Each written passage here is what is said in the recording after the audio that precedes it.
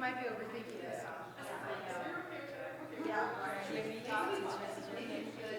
No, whatever you guys are.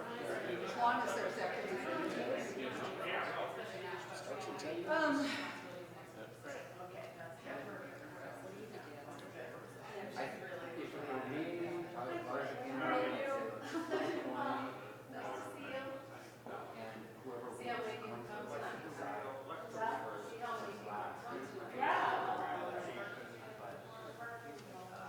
That's the least complicated. Well, yeah. I don't know. Well, it would seem to me though, if we're gonna do it that way, it should be, like you were talking about, first, last, and then, switch. Well, I was just saying. Like, should be first and then should be first. Yeah. Let's do that. Last And then and conflict of picture what? Yeah, let's do that. First, last. That's right. So it's locked in, first, last. You get to pick. Does anybody have a quarter? I might have something. I'm sure I have one on my phone. I don't know. Let me see. I love this kind of stuff. Oh, but actually, there's one High guy. stakes negotiation.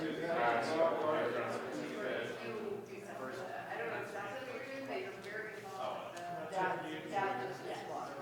Yeah, I don't have anything. Nobody has a quarter? Someone's gotta have some change. I have change. A quarter, a penny, a dime, a nickel. We'll go with anything. Any coin. Any non-big. How about a Thomas? That's what I've been shooting all day. What is MCAT? As it is. That's community access television. Oh, great. So Okay. it's we're actually live on TV right now. Oh. Alright, can I get a And then it'll be on their Facebook. It's like the Super Bowl. I know. I have here an official One time, man. You call. call it in the air. Yeah. Alright. Heads. Yeah, right, that's what Heads. Yes, it is. All right, all right, you go first. Okay. First. First. First. Last, last. Okay. Then I'll do first in the questions. First. Like it. Okay, so, Making progress. yay, let's see, last thing. We're going to announce, at the beginning, I'm going to do a welcome. It's being filmed, known about the campaign is known, it's being filmed and live streamed by MCAT. I'm going to announce that there is no recording allowed in here because MCAT is recording. So no separate recording or pictures. And then I'm. Can we take any pictures at all? No pictures? You can take pictures, just no recordings, no filming. And then I'm going to turn it over to Andrew and Gillian. And then they will take it from the rest of the time. And my last thing will be.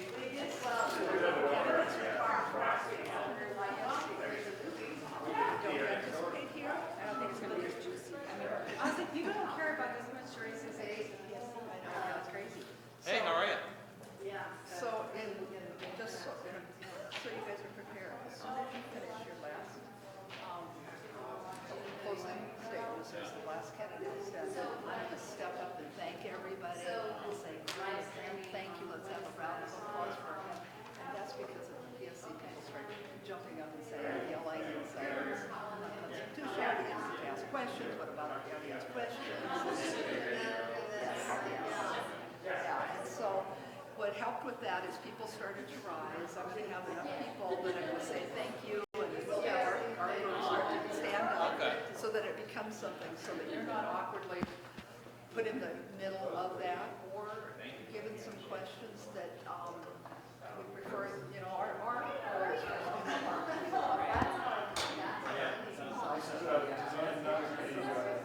Opposition research. Right. So the chance for you to lay out. All right. a fair chance for I both think of you'll like our questions. Yeah. Good. Okay. So you get a minute for each question. Ask. Yeah, I mean, really, then you just kind of start, It's really good to hear. And you don't need that long. Remember we were at the Chamber of Commerce, like, we were like, boom, boom, boom, we were all right there. So we moved it along. And Al will both ask, who's ever the second person says, especially if it's a two-part question. Would you like your question? So don't feel you're going to be looking silly. That's how you get away with it. So both moderators are going to say,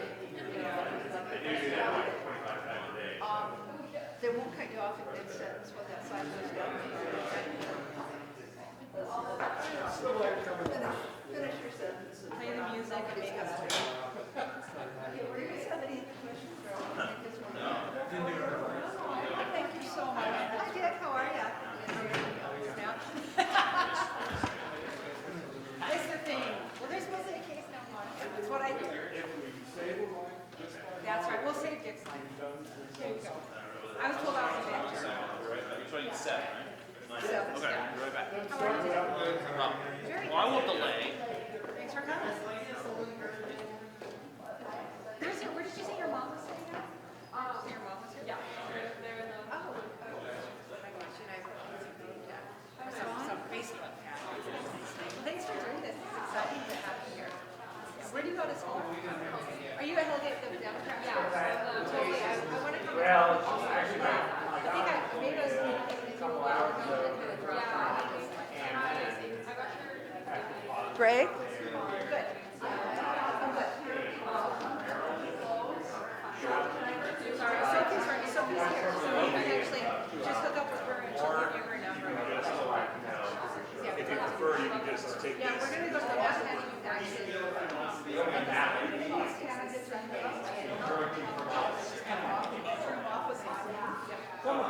Up to them. Just a tap. Thanks. Just tap it. Tap it again. Hello?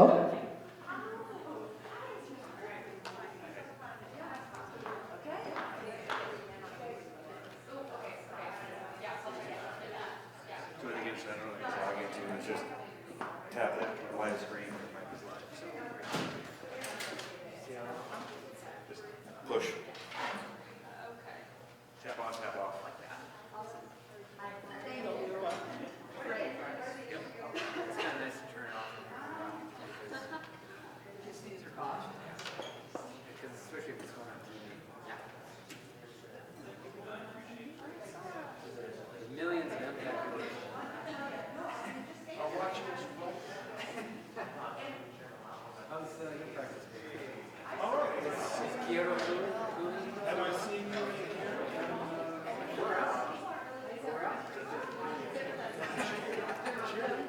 No, we're finally.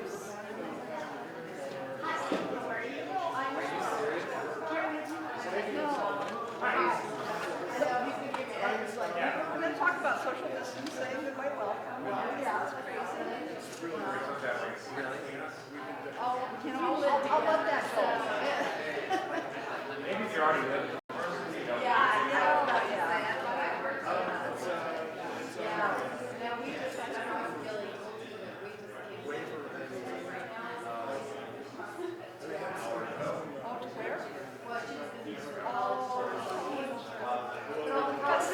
I know we've got 6 grandkids in Seattle.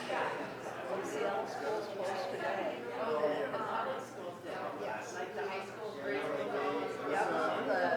We have grandchildren in a private school, they closed yesterday. Today. But our Whidbey Island family, where they've got education superintendents, it's like that.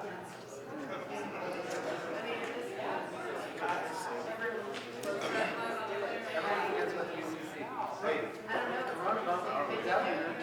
It's something to think about when they go home. How's life? I feel like I could run like you. Yeah. Gross. Good. Senator Joey. That's the track. Thanks for filming us. Always nice to have you do things for us, so thank you for that. So is this going to be live broadcast, or what do you guys plan to do with it? Maybe right now to your MCAT. Okay. MCAT, Facebook, MCAT, and YouTube. Advantage. And then you can show later, the archive will show on the channel on my Cool. and it'll be up on the site in a minute. Oh, good. Well, that's good. Well, great. Well, thanks for doing it. Appreciate it. Against each other because I used to stand in diabetes and my coworker has a heart condition. Teachers and maintenance people and custodians and the cafeteria staff. So you start saying why you're doing one thing, it doesn't really. Just close. It's hard though, I mean, you're not a salary person.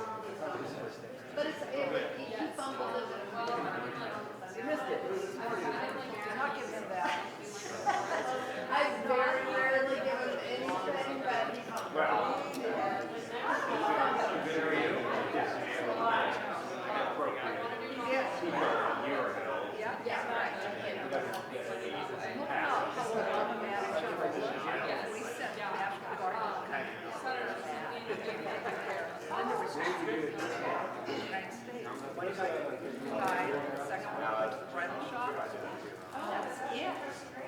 Yeah. Well, there were a couple of, I grew up in Mike's and Brad. God, in Texas, yeah, the guy that died.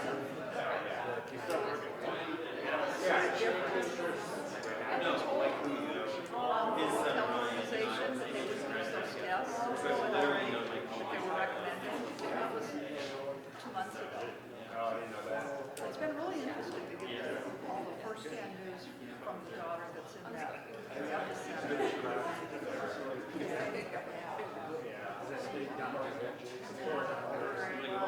Well, even something.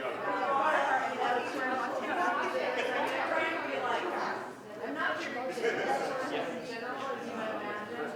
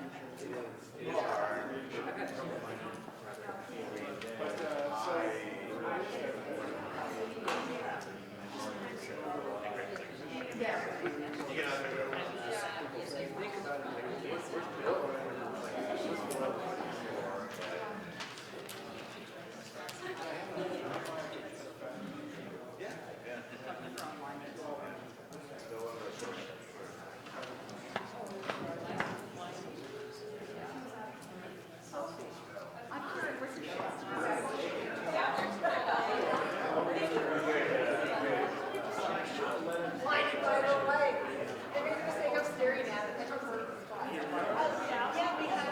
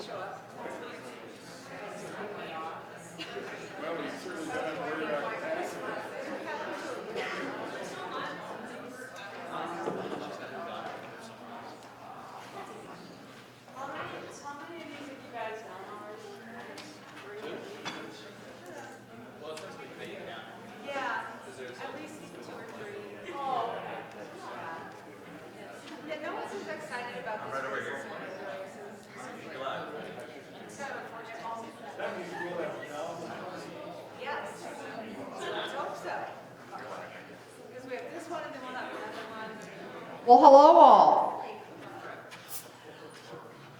This is working for social distancing. If some of you in the back want to come up to get a little closer, that would be fine. If you're comfortable where you are, don't feel any pressure to do so. So welcome. I think between the virus and maybe it's a little difficult to find Urey Hall, we have a smaller group tonight, but we're streaming it live. MCAT is streaming it on MCAT.org. We're also streaming it on the Missoula County Facebook page. So I hope people are joining us at home. I want to talk a little bit about logistics and things that you need to know about tonight. First of all, always important, the bathrooms are out the door to the left. Second of all, that's really important to these candidates and to the Missoula County Democrats. Donation envelopes are near the table at the front, and they're there to please put whatever remittance you can in it because it helps us help candidates get elected. So you can also go on Act Blue. I talked about social distancing, but this is a reminder that it's our responsibility to work together to ensure the safety of our community. So as a reminder, please limit your physical contact, like handshakes, make sure to cough in your elbow, and don't touch your face. A note from our health department. As I said, thank you, MCAT. This presentation is being recorded by Missoula Community Access Television as part of a media assistance grant donated to the Missoula County Democrats by MCAT. Thanks, MCAT, for being here tonight. You may have seen the signs when you came in, but we're asking no recording at all. Pictures are okay, but no video recordings because MCAT's doing that for us this evening. So with that, I just wanted to thank everyone for being here. I really appreciate it. It's an important forum, our Attorney General Forum. So with that, I'd like to introduce Andrew Pearson and Gillian Sherrill, who are our moderators for this evening.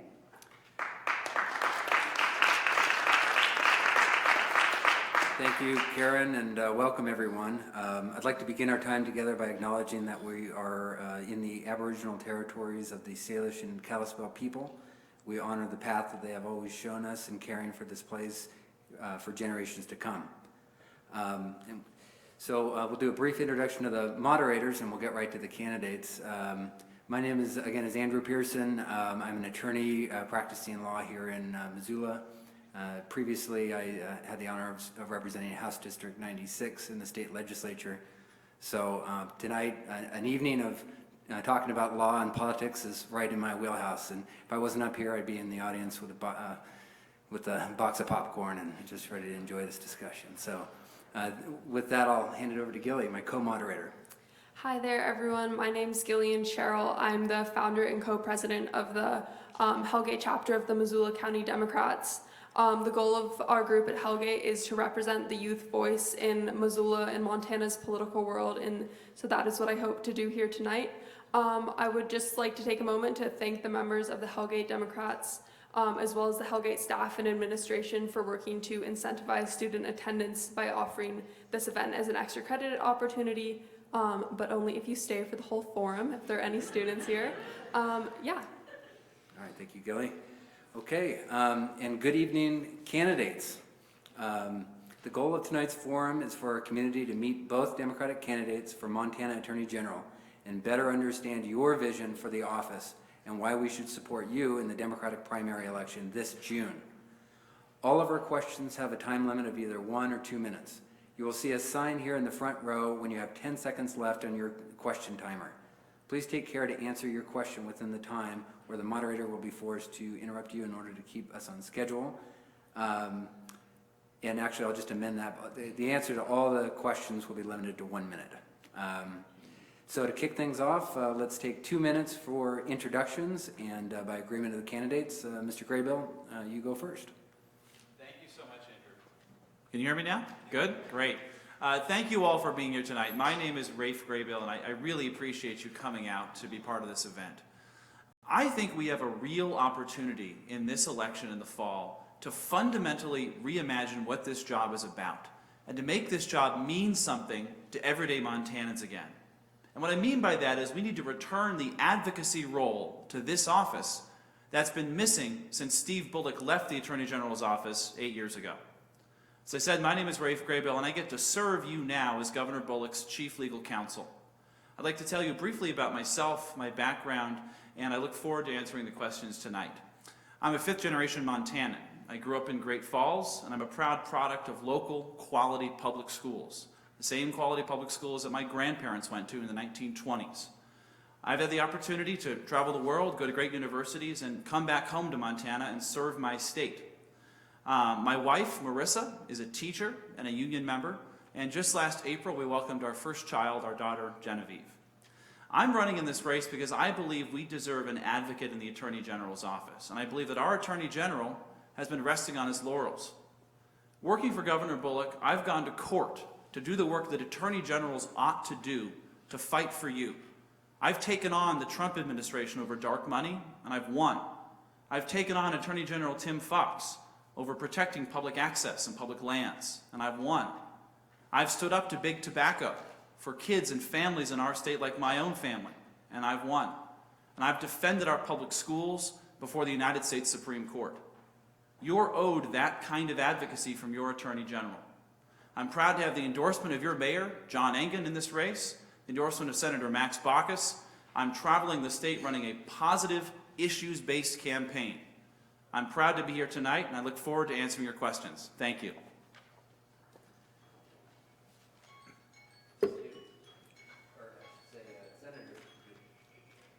Representative, but I won't hold it against you. So I'm Kimberly Dudek. Thank you all for coming out tonight. It's nice to see you here. Last time I think I was in this lecture hall was for a human trafficking conference. Before that, it was actually as a student. I'd like to tell you a little about myself, but first, the reason I'm running for Attorney General is because we need a strong advocate in that office who's going to champion the rights of Montanans, who's going to put people over politics, and who actually knows how to deliver real results that matter to our everyday lives here in Montana. And so I'd like to tell you my story. It's not the typical story for somebody involved in politics. I don't get, special calls out of the blue offering me jobs. I've worked hard for everything in my life, like most of you. I grew up in Frenchtown, and my dad was a union worker for Northwest Airlines. My mom had multiple small businesses, and we enjoyed everything that Montana has to be the great place to live here. I, at a young age, decided I wanted to help people. I was a 4-H, and then I was a candy striper. I ended up becoming a nurse because I wanted to help people. I specialized in neonatal intensive care, and I took care of those small premature babies, but I saw that there was a lot of problems because at the same time I was a domestic violence advocate. And I saw a lot of hurt in our world, a lot of trauma, and that I wanted to do more.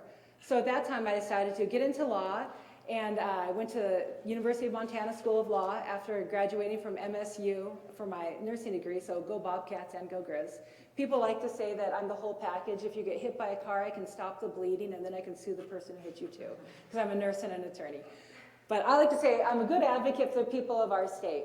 So I've been an attorney for about 18 years, and the experience that I have really matters in this race, because what people need to understand is that the Attorney General is not just an attorney for our state. It's not just a staff attorney, but it's a legal advocate who's going to fight for our rights. It's a reformer who's going to lead reforms for our state, and it's also an administrator for the Attorney General's office. It's hundreds of employees there, and I've spent the last 8 years as a state legislator advocating on your behalf for fundamental reforms in our state.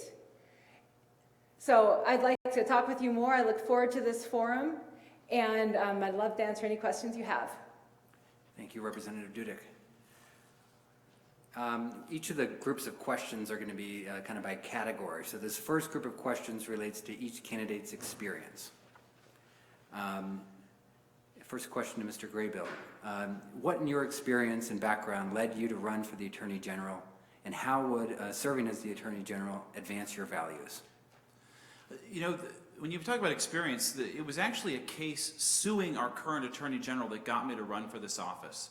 It was a case involving public land access about 2 years ago, where our own Attorney General, taking the advice of an oil lobbyist, not the people, decided to lock up the most successful access program in the history of our state called Habitat Montana. It opens up hundreds of thousands of acres in our state. And I thought we can do better than this. I was the chief counsel in that case, went to court, argued it, and won. And I think that's really what you should demand from an attorney general. I agree with Representative Dudick. This isn't just being a staff lawyer. You have to be ready on day one to take on the biggest, most complicated cases that our state faces. We have an attorney general right now that doesn't do that. He sits it out. He delegates the work. I'll be ready on day one to do precisely that. Thank you, Mr. Graybill. Representative Dudick? Thank you.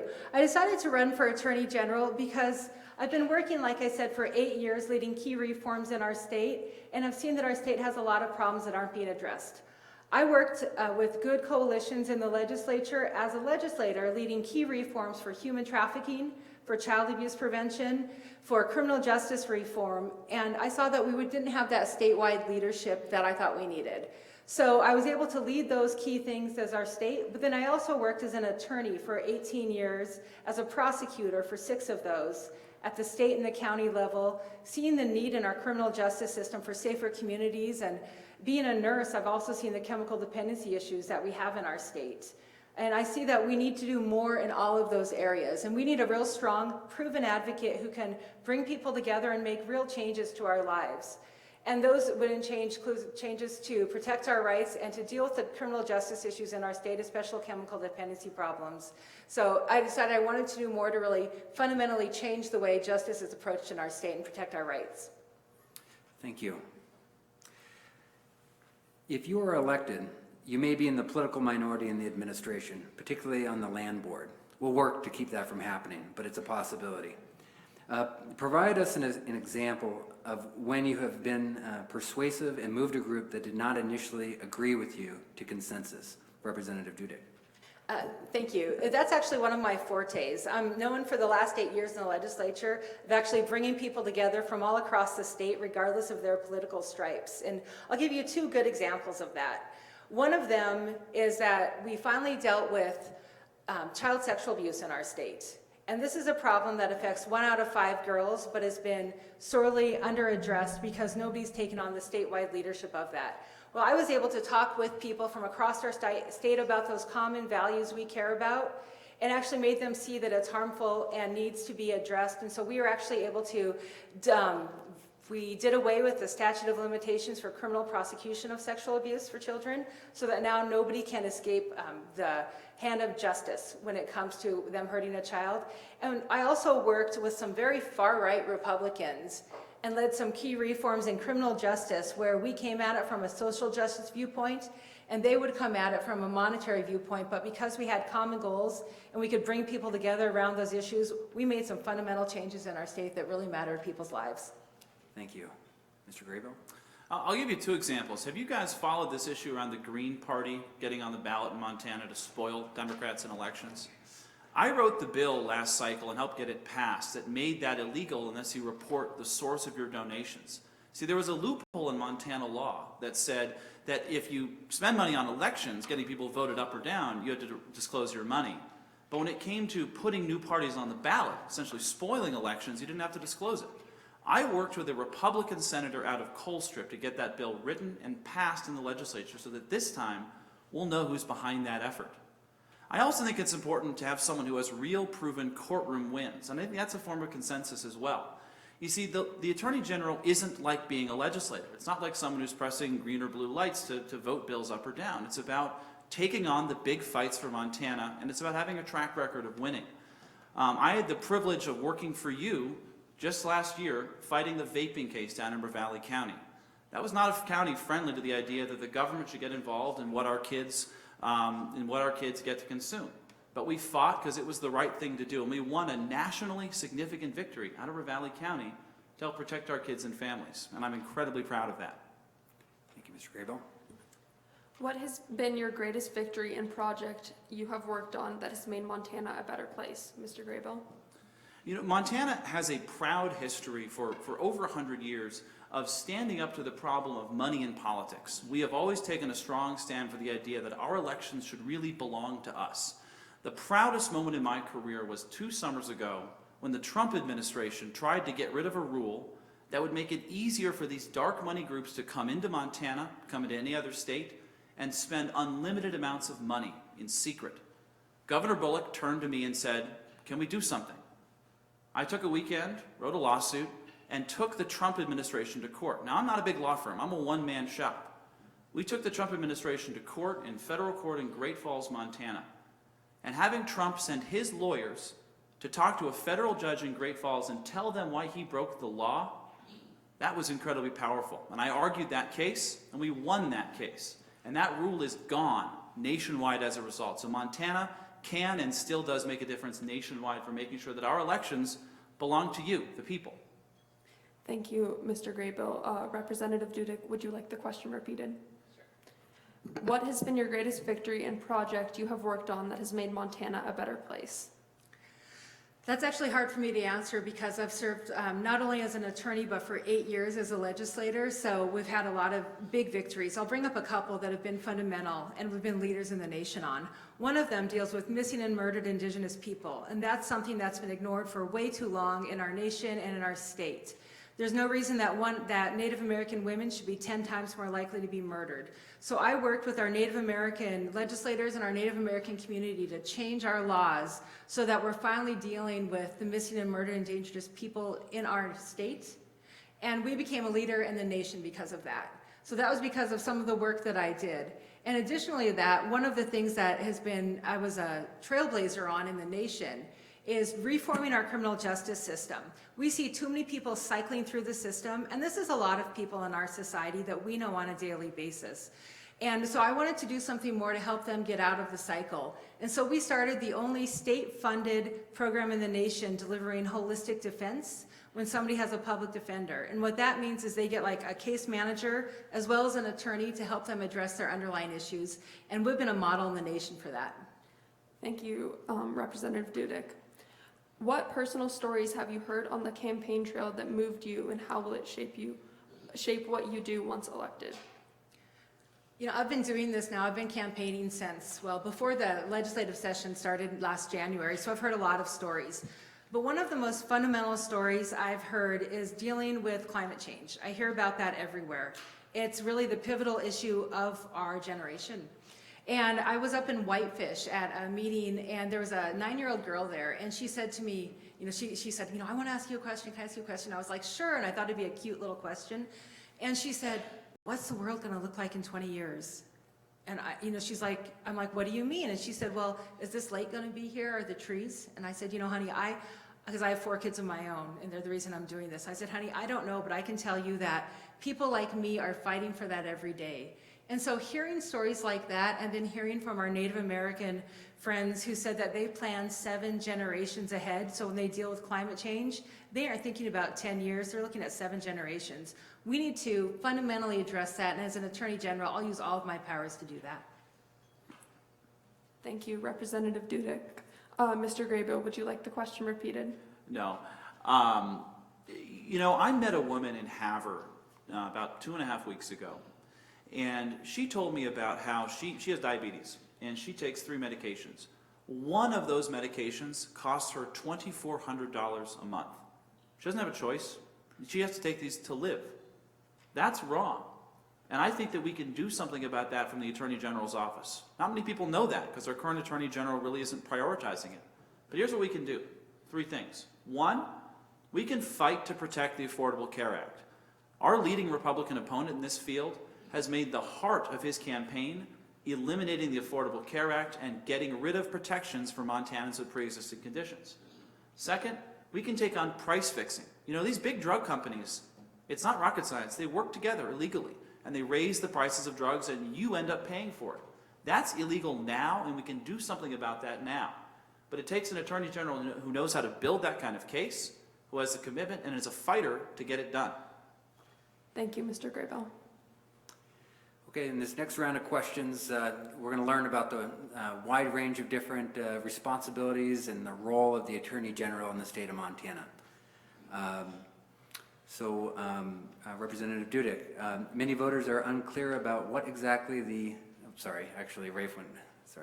one's over to Mr. Graybill. Many voters are unclear about what exactly the AG does. what, in your view, are the most important duties of the Attorney General? Well, the Constitution, I think, is where we have to start. And the Constitution says the Attorney General is the chief legal officer of the state. And what that means to me is the Attorney General really ought to be your advocate. You see, we have plenty of good laws on the books, and it's the Attorney General's job to take those laws that should protect us and give them life, give them force in the court system. I think that's incredibly important. You know, we have this great, progressive, forward-looking Constitution in Montana that guarantees our right to privacy, our right to individual dignity, our right to quality education, to a clean and healthy environment. Well, that's a piece of paper, unless you've got an Attorney General willing to go out and fight for you and make those laws work. That's the number one job. I think it's incredibly important to be a leader on public safety. The AG manages the Department of Criminal Investigation, the Highway Patrol, the Prosecution Services Bureau, the Civil Bureau. There's a range of different duties, actually DMV as well. If you're waiting in line for 10 weeks to get a new real ID, that's the AG, we can fix that too. But I really think the job number one is this is someone who takes your rights and your freedoms and gives them meaning in the court system. Thank you, Mr. Graybill. Representative Dudek? Thank you. The Attorney General should be the chief legal advocate for the state and the champion of our rights, and that's all of our rights. It includes our right to free and fair elections, our rights to equality for our LGBTQ friends and neighbors, our rights to equality for our Native American, Indigenous populations, and everything else from our right to health care, to our right to education, to workers' rights to come together. So the Attorney General really needs to be advocating for those through all avenues possible. There are lawsuits that can be joined, there are lawsuits that can be started, but it's more than that because it's also structural. The Attorney General heads, as Rafe said, the Department of Criminal Investigation and many other agencies, but the Attorney General is the advocate of our state. So really, the Attorney General can decide what we need to address. For example, I worked with our current Attorney General, who is a Republican, but we agree on some things. And I was able to move him to do some things like reform our rape testing kit laws so that we don't have an untested backlog of those kits, or deal with our human trafficking laws so that people aren't sold into modern day slavery. And that's the kind of advocacy that we need to have the Attorney General doing in addition to all of the legal work. Is that advocacy that needs to be done? Thank you. As you both know, the Attorney General plays a big role each legislative session. What would be your top legislative priority? And if you'd like to address how the election of a Republican as governor, God forbid, this November, how would that change your answer? It goes to Representative Dudek first. Thank you. So the Attorney General is really vital if we do have a Republican governor. We already have a Republican legislature making our laws, but we've had Democratic governors who have vetoed hundreds of laws. If we have a Republican governor, then those laws that I've stood up and fought against, like the anti-choice laws, or the discriminatory laws, or the laws that will just chip away at our public lands, those are all going to be signed. And so we need an Attorney General who will be advocating to protect all of those things, but not only who can just write a good lawsuit, who actually knows how to bring people together and agree on issues. And I've built a broad coalition across this state of over 75 current and past elected officials supporting me, but also hundreds of everyday Montanans who are worried about these issues. And the Attorney General needs to be able to do that if we have especially a Republican governor. So I look forward to that, and I can work with anyone really. I was a nurse, I used to be able to take care of everyone too, so I can work with anyone and get real good things done for our state. Thank you. Mr. Graybill? The Attorney General really is the backstop. And I think we all have to work incredibly hard to make sure that we win the governor's seat. I spent a lot of time at the end of the last session. The legislators go home, and we're there in the governor's office. And I took an editing pen or a writing pen to every single one of those veto letters. And you think about the issues that are at stake, issues like a woman's right to choose, issues like our public lands, issues like workers' rights. These are all important issues that we could lose at the change of an election. The Attorney General really is the backstop. Now, another big part of my job now is I'm actually the principal liaison between the governor's office, the executive branch, and the Attorney General's office. And I know how to work well with an Attorney General. I know how the relationship goes both ways. But there are times when you have to get tough. And when it comes to Montanans' fundamental rights, fundamental freedoms, it's the Attorney General's job first and foremost to stand up for the Constitution. Take the issue of choice. The Montana Constitution explicitly protects a woman's right to privacy, and the Montana Supreme Court has made no bones about the fact that that includes a woman's right to access abortion care services. Say, God forbid, a Republican gets elected, and I think the Republicans will keep the legislature. It's the Attorney General's job to have fidelity to our Constitution and those values first, not just work for the governor. Thank you, Mr. Graybill. What is the role of the Attorney General in advocating for Montanans within our healthcare system? Mr. Graybill? I'm so glad you asked this. 2 weeks ago, we unleashed our healthcare plan. There is so much Attorney Generals can do, and we don't do it here in Montana. I mentioned fighting for the Affordable Care Act, but we can also go after price fixing, price gouging. We can go after price gouging, for example, in times of public health crisis, like right now with this outbreak of communicable disease. It's illegal for drug companies to go out there and raise prices on essential medications, raise prices on testing, on vaccines. We have those laws now that protect you, but again, those laws only exist on paper unless you have an Attorney General who knows how to pick that fight and is willing to go do it. I think there is so much we can do in the prescription drug space as well. Listen, there are all kinds of loopholes in the law that drug companies use to take money out of your pockets. For example, pay to delay, very obscure. Drug companies can use loopholes in the law to prevent generic drugs from coming onto the market. What happens? You pay more money.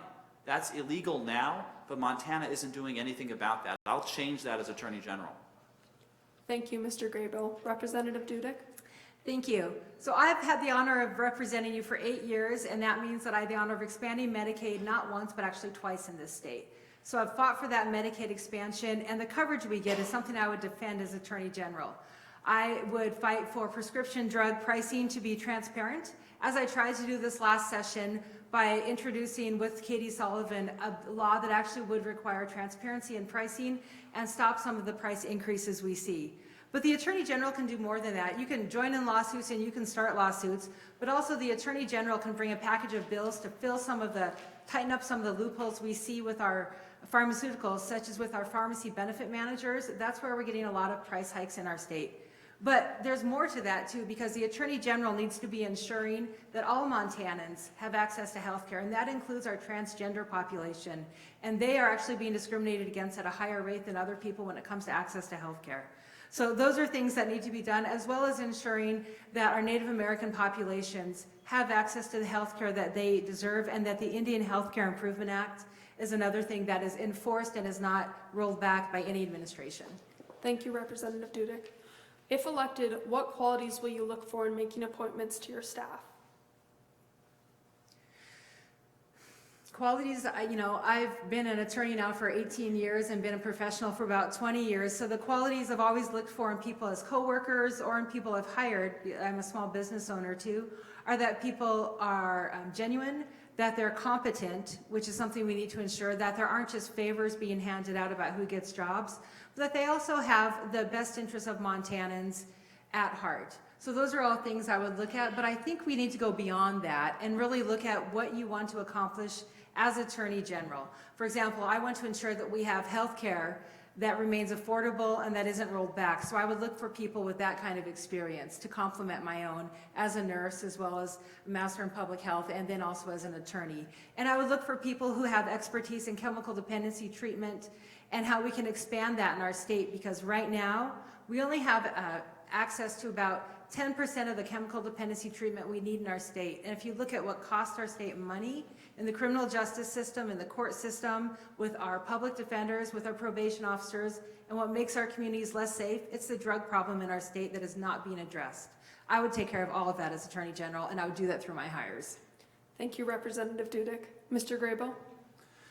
Fundamentally, I think you want a government to reflect the people that it serves. And so I'd place a high priority on making sure that women, people of color, people from our Native communities are well represented in the Attorney General's office. That's not the case right now, and I'd change that. But I think there's a bigger issue at play here as well, and that's this. There's a way to be Attorney General where you sort of get the job, you get the nice big chair, you get the office, you go to conferences, you collect pens, and you kind of delegate everything. And I think that's what we have right now. Well, I think that doesn't really take advantage of what's so special and so meaningful about this job. This is the only job that can go to court on behalf of you, on behalf of the people of the state of Montana, and make our rights mean something. And if you're sitting those fights out, you're not really doing this job the right way. It's not about votes in the legislature, it's not about bringing bills. It's about taking our rights and our freedoms and using creative ways in the law to make people's lives better in tangible ways. You see that around the country. You see talented attorneys general doing that. We need more of that here, and we haven't had that since Steve Bullock left the office 8 years ago. Thank you, Mr. Graybill. Okay, so the winner of this Democratic primary will be facing a Republican opponent in the general election. So the next round of questions are about why it's important that a Democrat is in this role. Question for Mr. Graybill. Tell us about an AG decision you think was wrongly decided and why. Sorry, that's a question for both, but we'll start with Mr. Graybill. Thank you. I think the decision to sit out one of the most important cases for the future of our public schools was a disastrous decision by the Attorney General. And I'll give you an example, or I'll tell you about this case. So many of you may have read about this in the news. There's a case called Espinoza that's going on right now at the U.S. Supreme Court. Your Constitution, the people that wrote it, said the single most important thing that a government can do is provide a quality public education accessible to all. Well, a group from Virginia didn't like that. They came into our state, they sued us, and they're trying to take a big black marker through that part of our Constitution. That's a fight your Attorney General sat out. I took on that fight. I went to the Supreme Court, represented our kids in our schools, schools that educated me, and schools that I'm relying on for my own daughter and her education. Where our Constitution is at stake, on an issue as important as that, the Attorney General can't sit out. We've had too much of that with Tim Fox, and I'll change that on day one. Thank you, Mr. Graybill. Representative Dudick? Thank you. One of the biggest problems facing our nation right now is affordable health care. And as I said before, we've passed Medicaid expansion in our state, but our current Attorney General is not doing what he needs to do to defend that. In fact, he's actually worked to overturn some of it and overrule things that I think are not in our citizens' best interest. If we have the Affordable Care Act overturned, we would not have coverage for pre-existing conditions. We would not have access to generic drugs. And we would be a much less healthy population, and it wouldn't become any more affordable. It'd become even more expensive.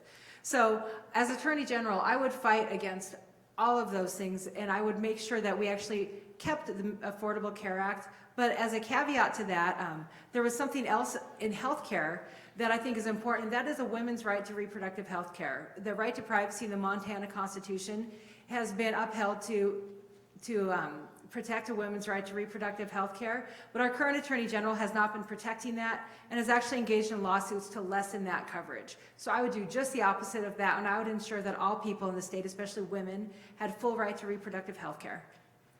Thank you. In a year of important federal and statewide elections, why should people care about the Attorney General race? Representative Dudick.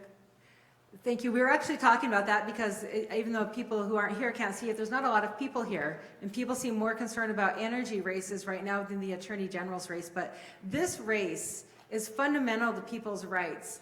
If people aren't happy with what's happening nationally, you know, the person who's going to fight for you is the Attorney General. If you aren't happy with the rollbacks we're seeing from the Trump administration to our clean air or clean water, it is our Attorney General who should be representing you and fighting for those. And that's what I would do.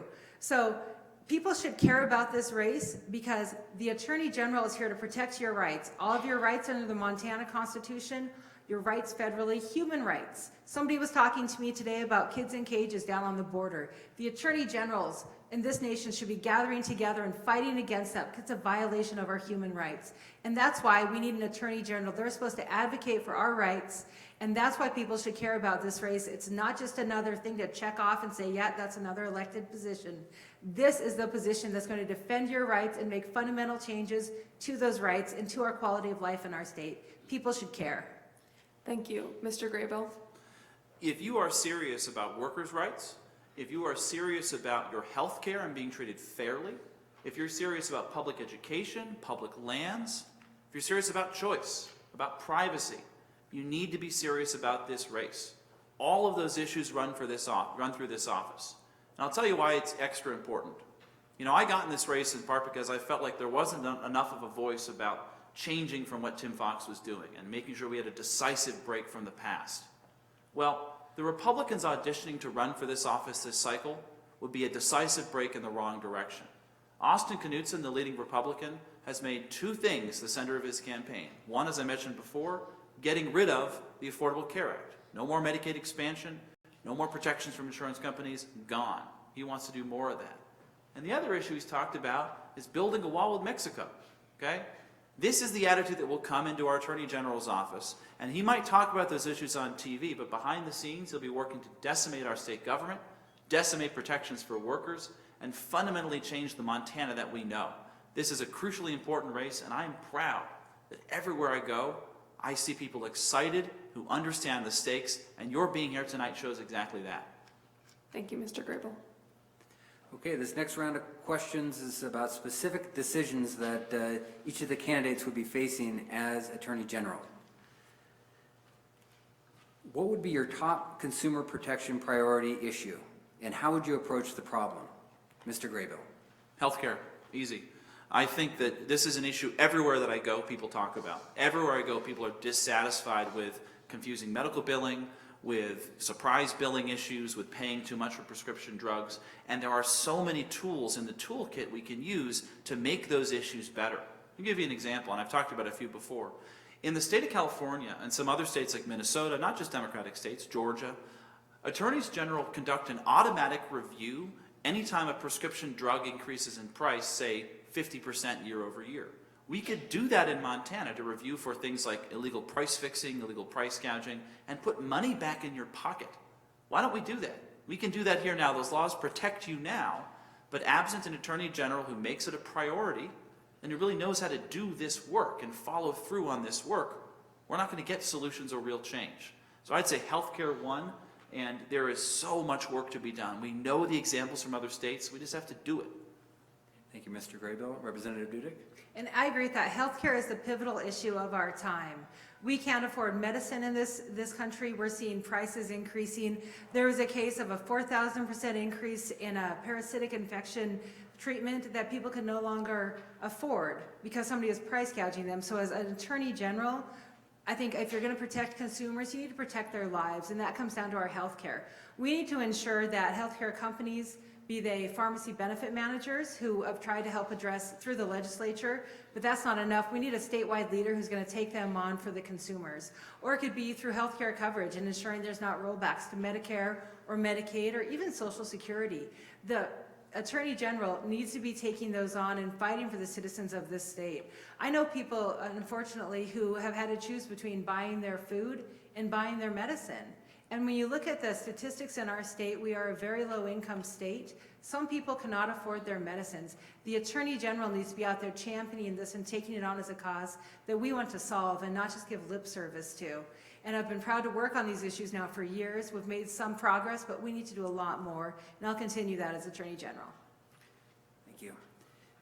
Earlier this year, Attorney General Tim Fox and the Attorney General of Wyoming jointly filed an original suit in the United States Supreme Court against the state of Washington, complaining about Washington's failure on environmental grounds to approve a new port facility for shipping coal. Would you maintain this suit against Washington? Representative Dudek. It's funny that you asked that. We actually had to decide whether or not to give the Attorney General's office money to fund this in the legislature. There was $100,000 set aside for special litigation. We knew exactly what it was going for. And I was against it then.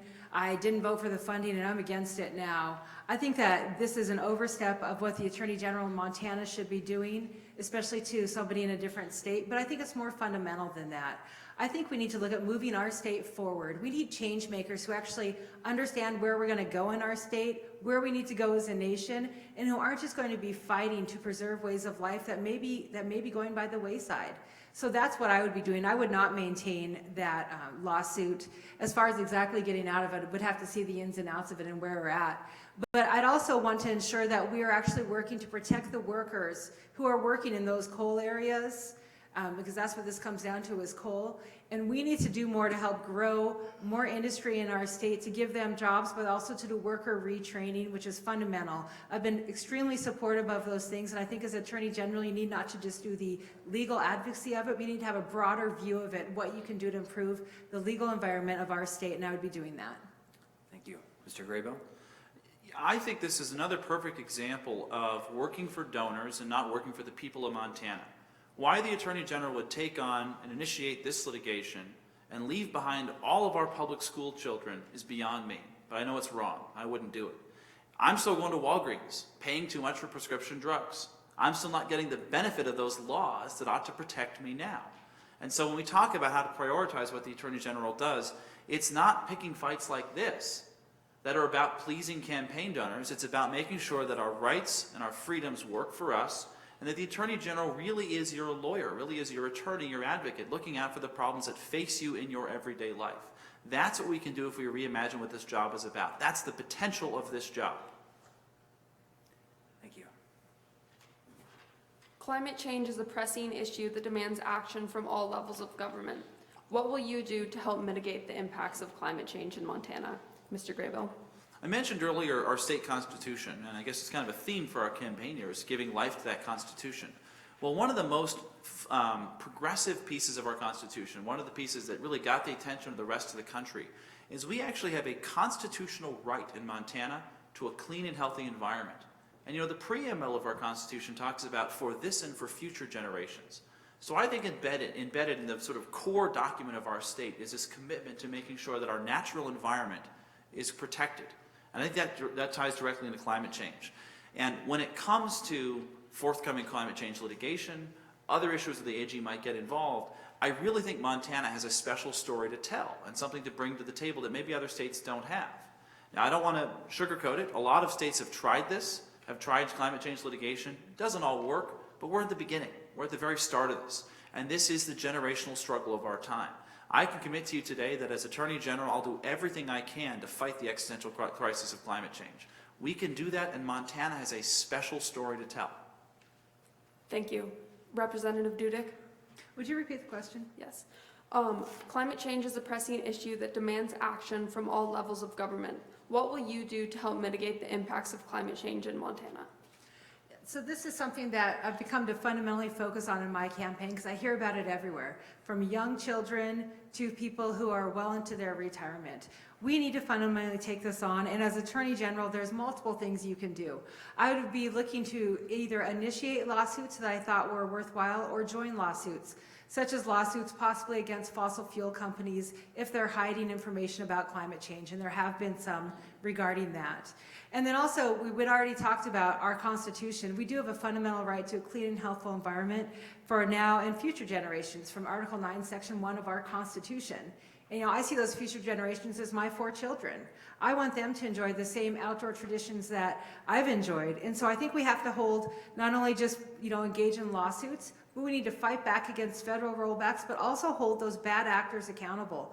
For example, the Smurfit Stone mill site just west of town here, that bad actor there, they sold the land, it was sold a couple of times, they quit paying their taxes and they never cleaned it up. Well, I led a reform in our law to hold them accountable, to reform their tax structure so we could actually collect those taxes and hold them accountable. So now we're looking at cleaning that site up. So you have to look at the different ways that we can actually address this. And we're dealing with fracking now and some other types of radioactive waste that people want to bring to our state. We need to come at that from all angles so that we stop that from happening to our great state. Thank you. We have seen Republican legislatures and governors limiting access to reproductive health care across the country. As Attorney General, what will you do to protect Montanans' access to family planning and reproductive health care? Representative Dudek. Yeah, so I've been doing this ever since I was in college, actually. I started as a volunteer with NARAL Pro-Choice Montana and making calls to people for money.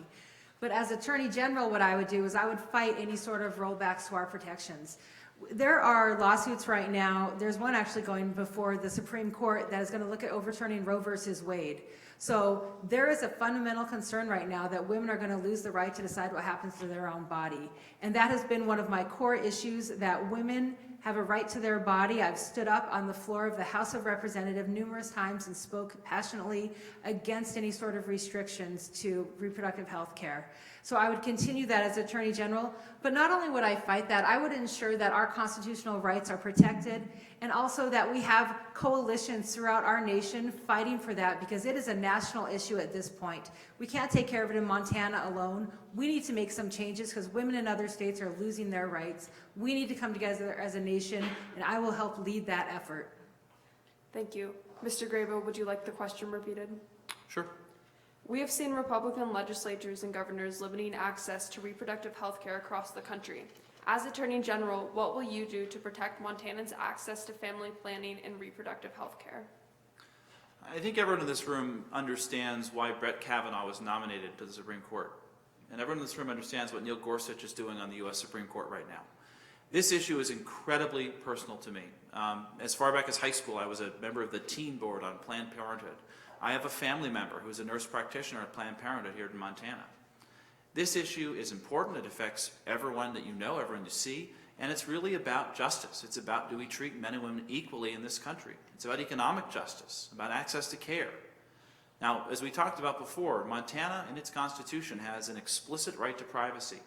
And our Supreme Court has said, even if Roe v. Wade is overturned, heaven forbid, Montana, we've protected abortion rights through our state constitution and our state Supreme Court.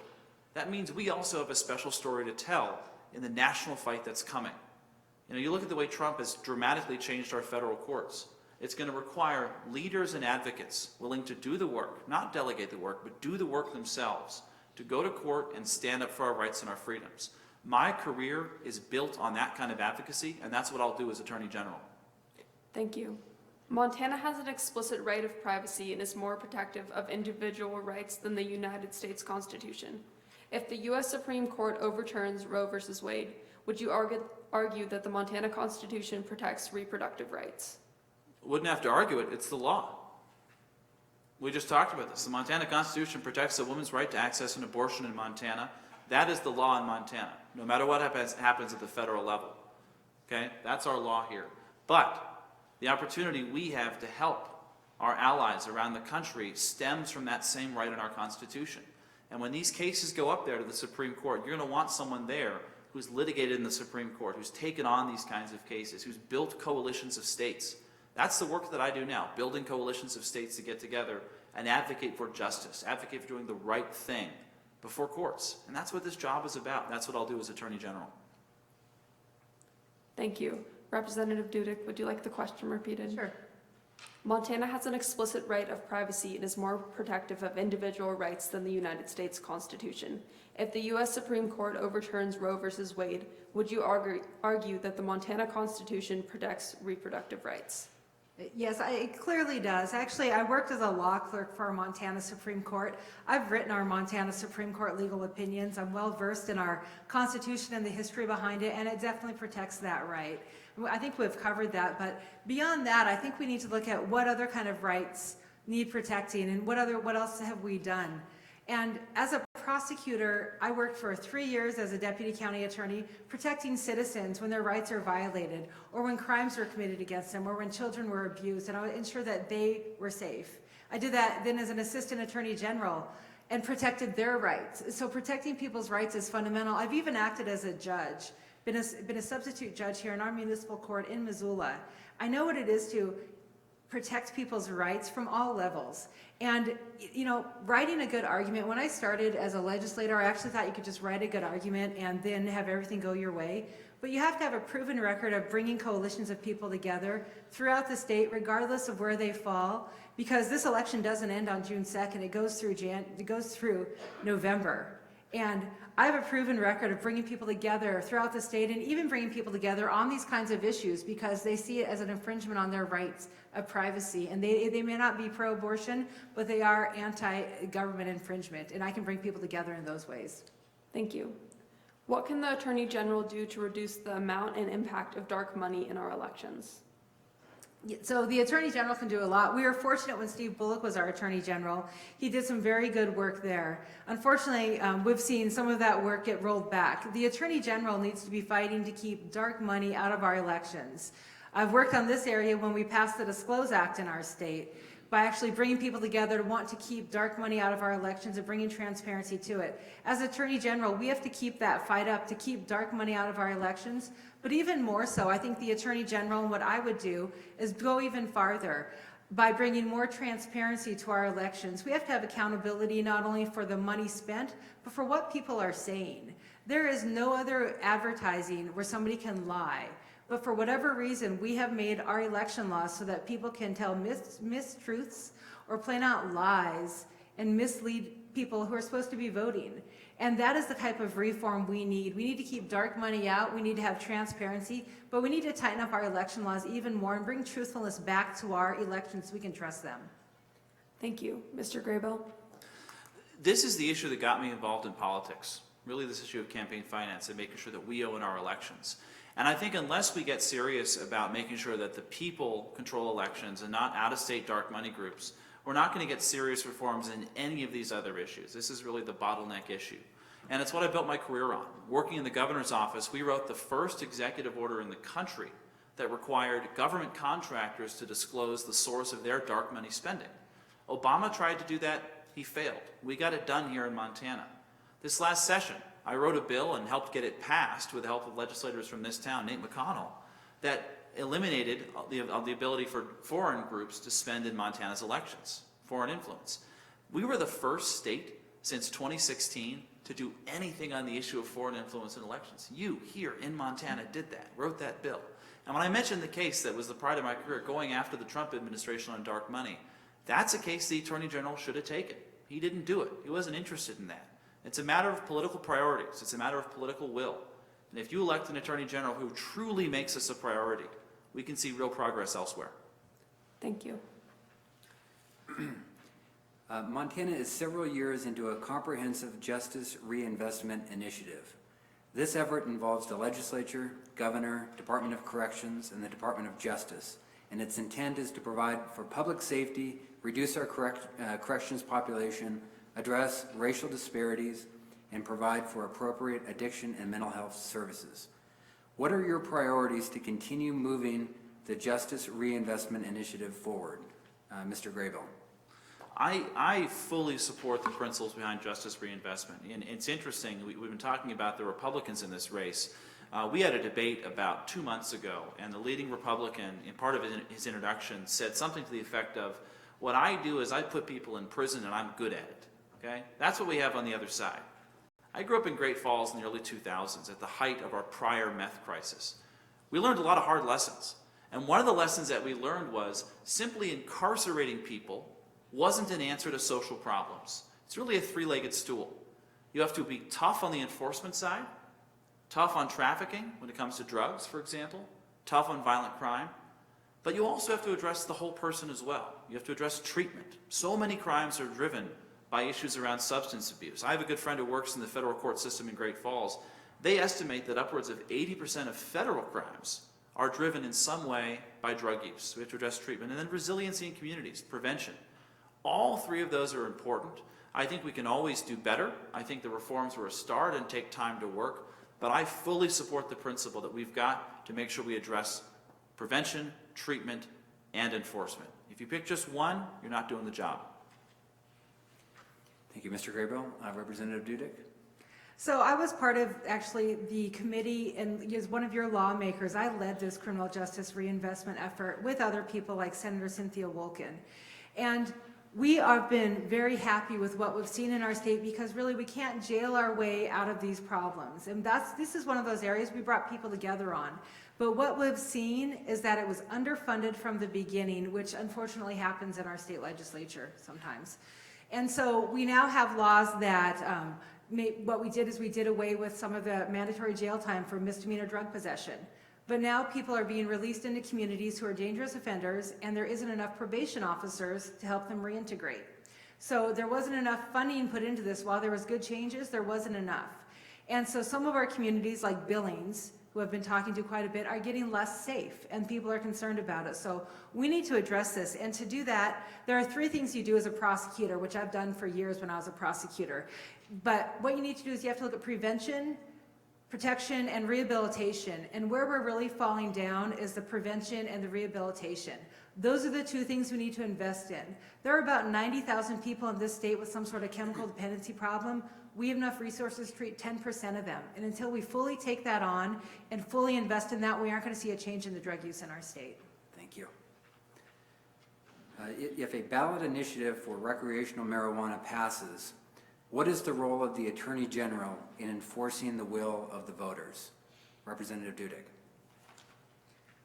The role of the Attorney General is to uphold our laws. So if there's a ballot initiative that passes, then the role of the Attorney General would be to uphold that law as long as it's a lawful law.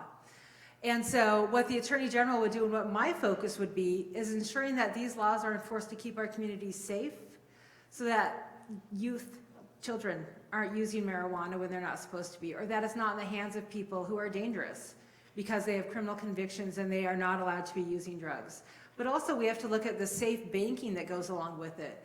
I've been talking quite a bit to our dispensaries in our state, and what I hear is that right now they have a terrible time with their banking. So basically they're carrying around a lot of cash, and that is not safe in our state. So if we have recreational marijuana that then becomes legal, which would be for adult use, then we need to ensure there's safe banking, that it's kept out of the hands of children or other people who shouldn't have it, and that also it doesn't cross state lines. Those are all things that come into play with marijuana use and what we've seen in other states, and so that's what we would need to address, and as Attorney General, I'd do that. Thank you. Mr. Graybill? If the ballot initiative, and there's actually 2 or maybe 3 depending on what gets qualified, if those pass, there's really 2 roles. One, protect kids, and I think it's incredibly important to make sure that if we're introducing or legalizing a new product, that we're making sure that we have adequate protections for kids in our state. 2, is really keep the feds off our back. You know, you look at the way that other states have navigated this issue, and you know, now it's quite a number of states, California, Washington, DC, Colorado, have legalized. And we want to make sure that a federal administration can't come in and use federal law to overturn the will of the people in Montana. I've been involved in that here in Montana when it comes to our medical marijuana program, and it's very careful work. It means working closely with the U.S. Attorney, working closely with the U.S. Department of Justice to make sure that we can run our own program. We're good at that. We know how to do that. But you could imagine an activist Republican president coming in and saying, I don't like what Montana did. We're going to change that. So I really think the Attorney General's job there is accountability, fighting for our state, fighting for our program, and we can do that. Thank you. Mr. Graybill, in your opinion, is Montana putting too many non-violent offenders in prison? Yes. You know, I think that it's always easy, and this is sort of what I talked about earlier, it's always easy to resort to incarceration as a solution. And it's easy to warehouse people. But again, I think we've learned through hard lessons in our own state and through a tremendous amount of research that incarceration isn't the answer for everyone. Now, I'll qualify that. There are certain people that it makes sense that are not safe for the public. And incarceration is an appropriate response there. But I really support the principles behind justice reinvestment.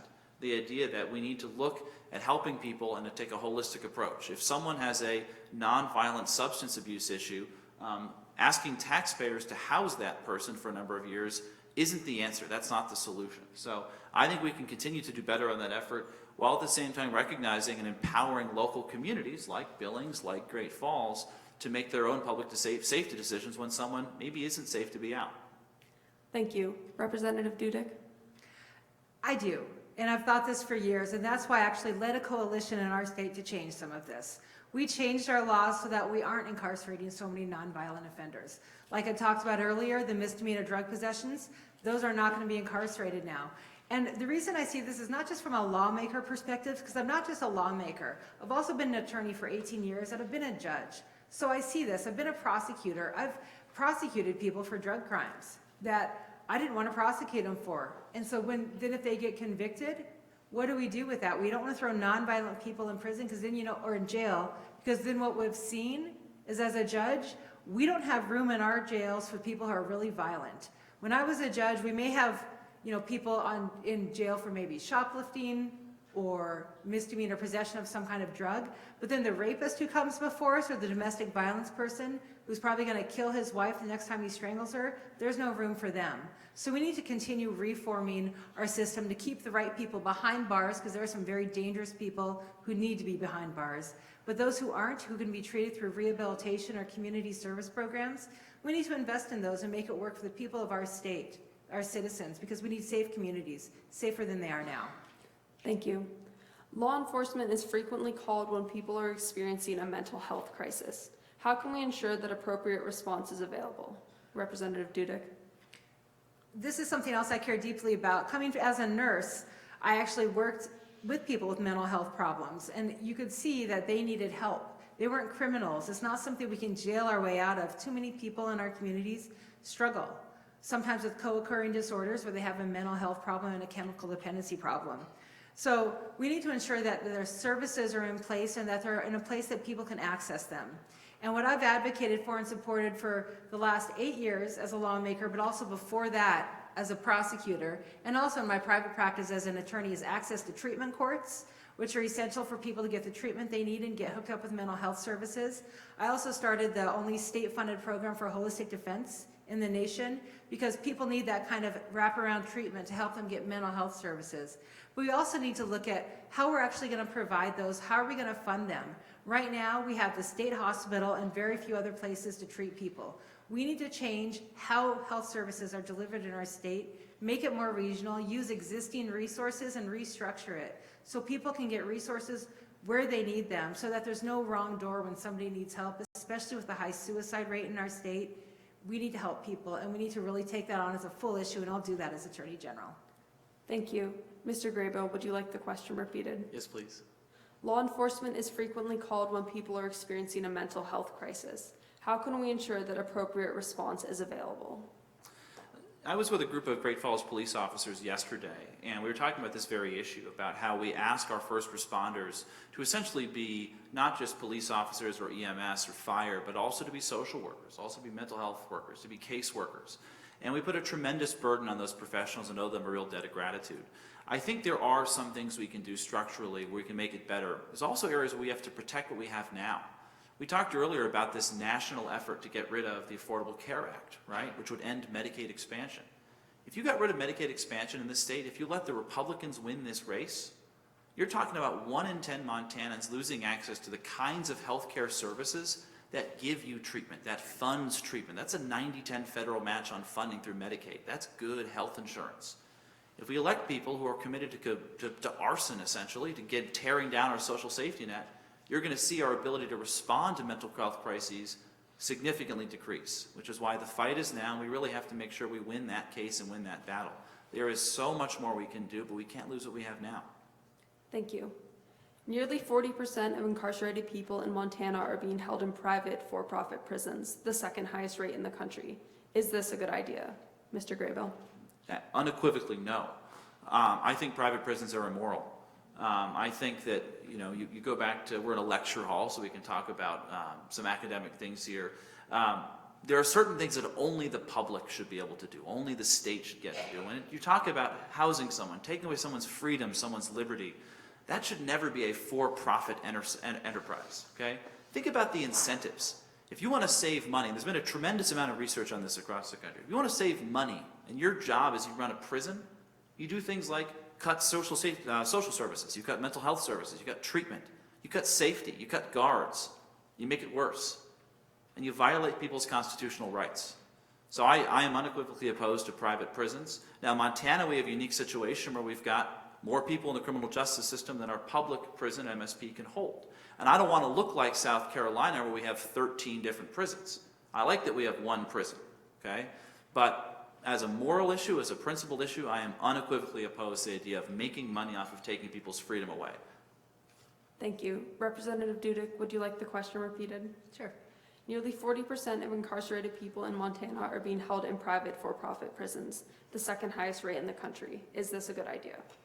I don't think it's a good idea, and I've actually been working to try and rectify this problem now for years. When I was, as one of your lawmakers, we were faced with the decision of spending millions of dollars to build a bigger prison or making fundamental changes. So I led a coalition that we came together to make those fundamental criminal justice changes, the justice reinvestments we just talked about.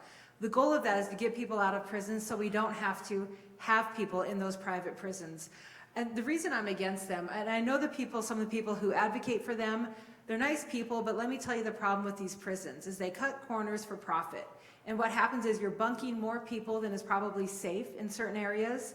And also the services provided there to provide rehabilitation, to actually help people change their lives, they aren't what you actually get when you are at the state prison.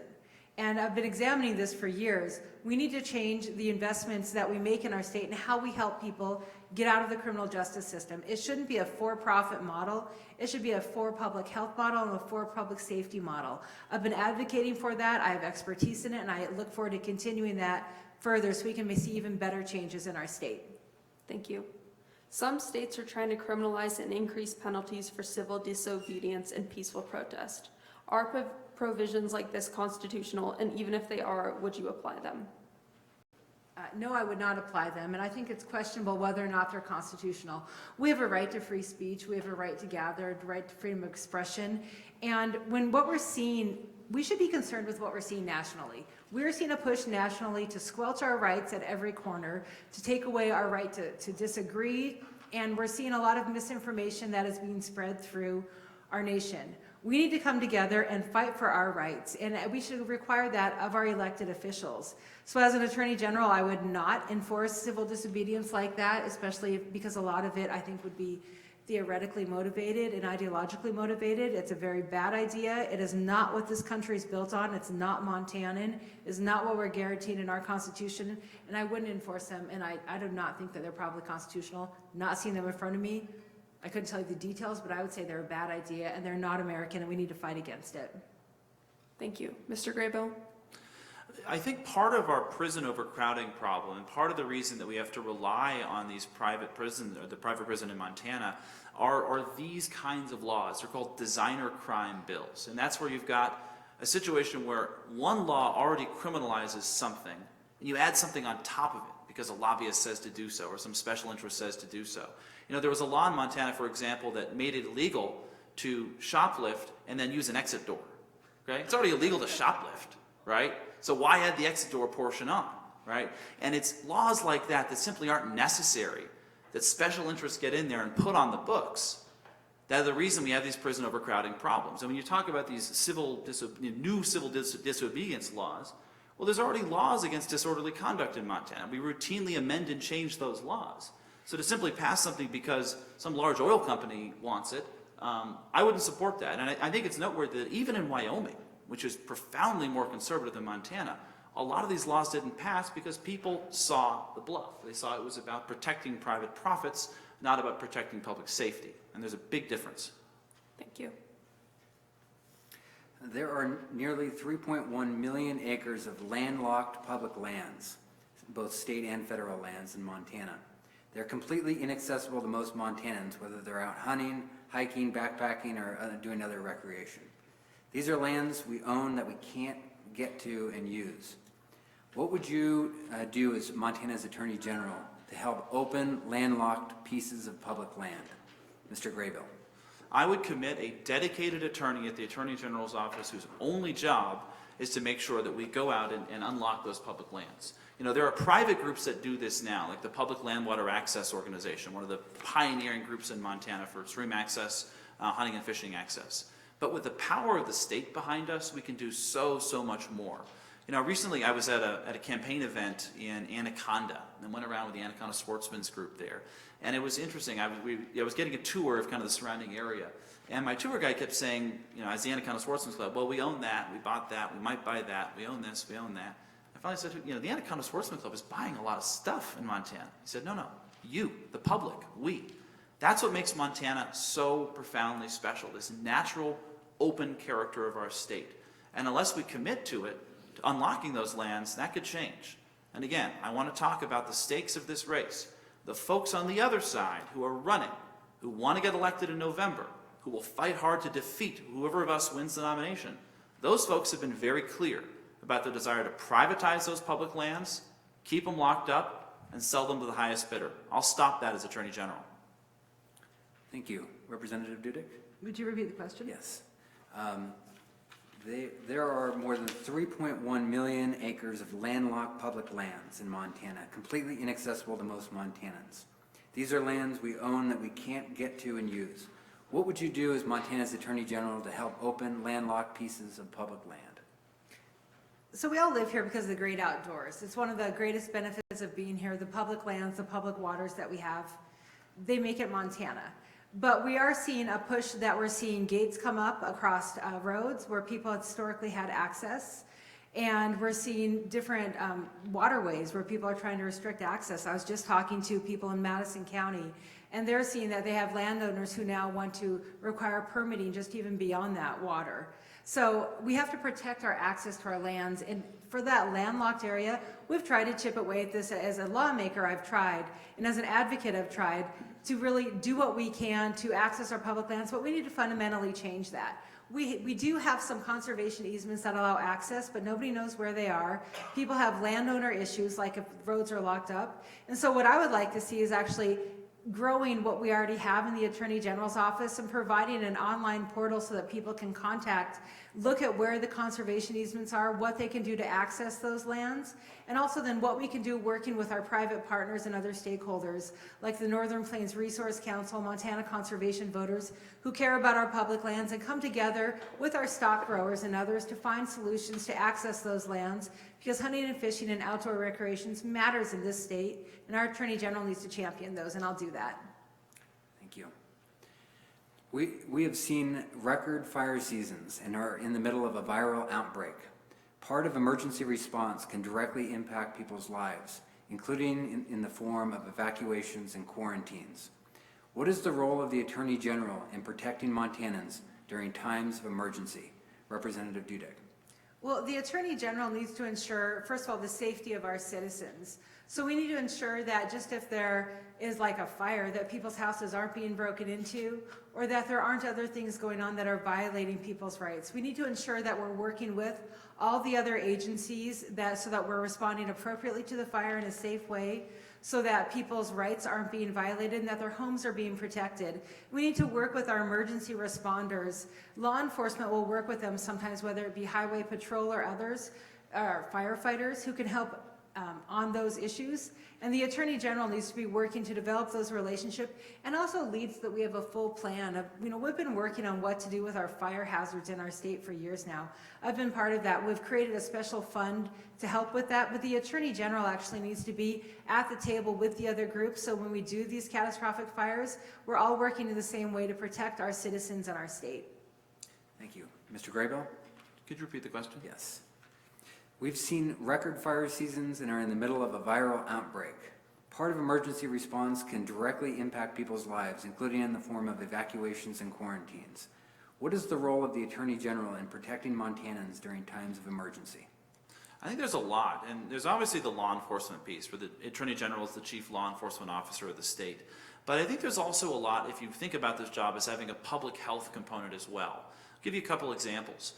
In the case of the pandemic going on right now across the globe, which will eventually make its way to Montana, the Attorney General can do things around issues like price gouging. The Attorney General of Oregon, for example, announced last week that she was using the consumer protection function of her office to make sure that where people tried to price gouge on issues on items like hand sanitizer or Lysol wipes or toilet paper, you've seen these pictures on Amazon where it's like $150 for hand sanitizer.